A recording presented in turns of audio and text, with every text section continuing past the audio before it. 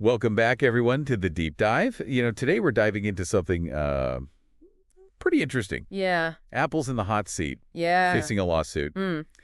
And it all boils down to this question.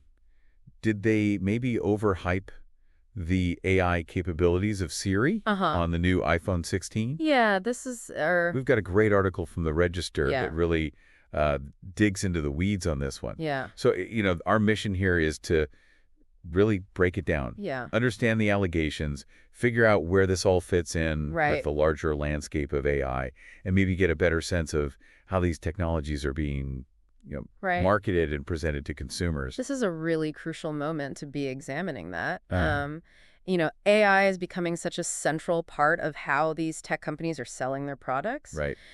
So I think this lawsuit really kind of brings to the forefront Yeah. that tension between, the ambition of AI development Right. and the realities of, what consumers are actually experiencing. Absolutely. So let's jump right in. The Register reports this class action lawsuit that was followed by a guy named Peter Landschaft. Okay. And his central claim boils down to this. Apple misrepresented what Siri could actually do Yeah. on the iPhone 16. Right. And specifically, they're zeroing in on the groundbreaking Apple Intelligence capabilities. Yes. And, the lawsuit really contends that when Apple was marketing that iPhone 16 back in mid-2024, Uh-huh. they made some very specific claims about these huge advances in Siri's AI. And it wasn't just sort of vague, aspirational talk about the future. Yeah.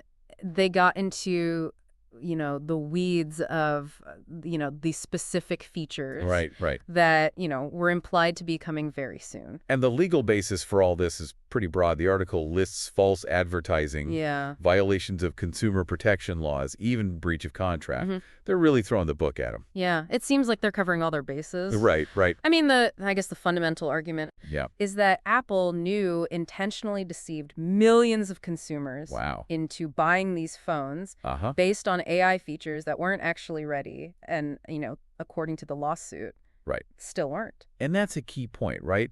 Like, had buyers known the truth about Siri's actual capabilities, Yeah, exactly. maybe they would have made a different decision. It really raises the question of informed consent, right? Right. Like, did people really know what they were getting into? And here's what I find really interesting. The lawsuit actually claims that Apple has basically admitted that these highly touted features Yeah. did not exist then and do not exist now. That is a very bold statement to make. Yeah.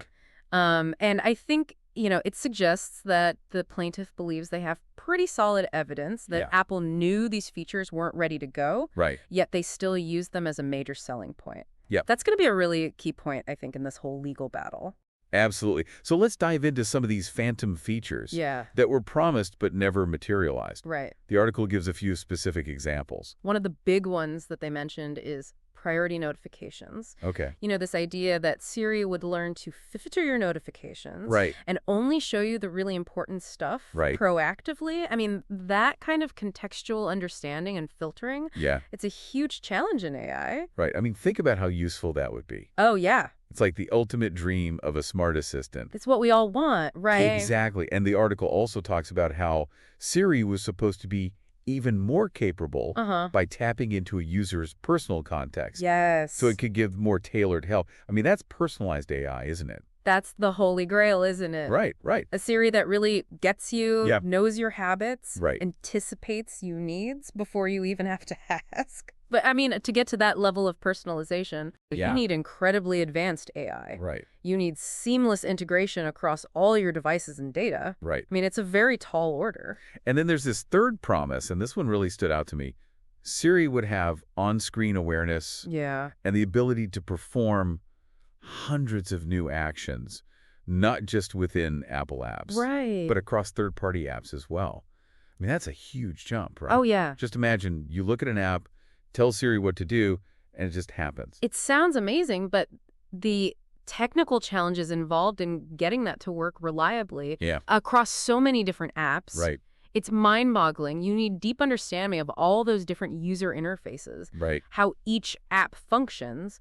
And on top of that, you need a really robust AI system Right. that can figure out what the user wants Right. just from looking at the screen. Right. It's incredibly complex. Now, all these grand promises were part of this bigger thing, Apple Intelligence, which, as the article points out, was unveiled with much fanfare Right. at their 2024 Worldwide Developer Conference. It was supposed to be Apple's big entrance, Right. into the next generation of AI. Yeah, their big moment, right? Yeah, exactly. Apple Intelligence was presented as this comprehensive suite of AI services meant Uh-huh. to elevate the whole Apple user experience. And I mean, Tim Cook himself, he described it as profound, Right, right. which obviously set the bar pretty high. Very high expectations. Yeah, absolutely.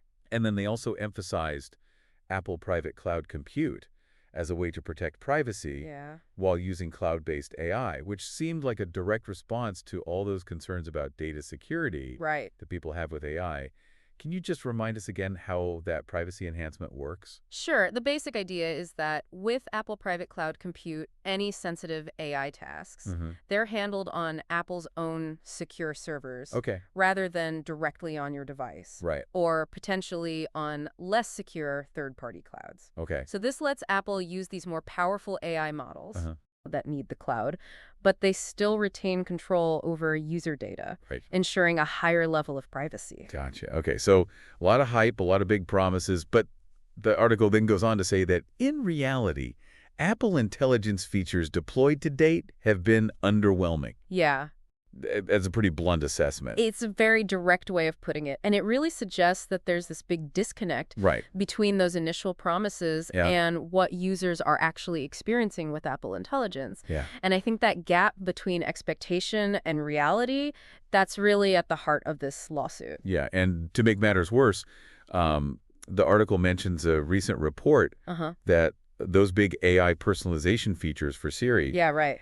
they've been pushed back Uh-huh. all the way to 2026. That's a long delay. That's a pretty big delay. Yeah. So what does that tell us? I mean, it pretty much confirms that some of those core AI improvements that were, very likely part of the iPhone 16 marketing, Right, right, they're just not ready yet. right, And they won't be for quite a while. right. And I think that really strengthens the plaintiff's argument Yeah. that these features were misrepresented at the Right. point of purchase. Yeah, so why file the lawsuit now? What's the motivation?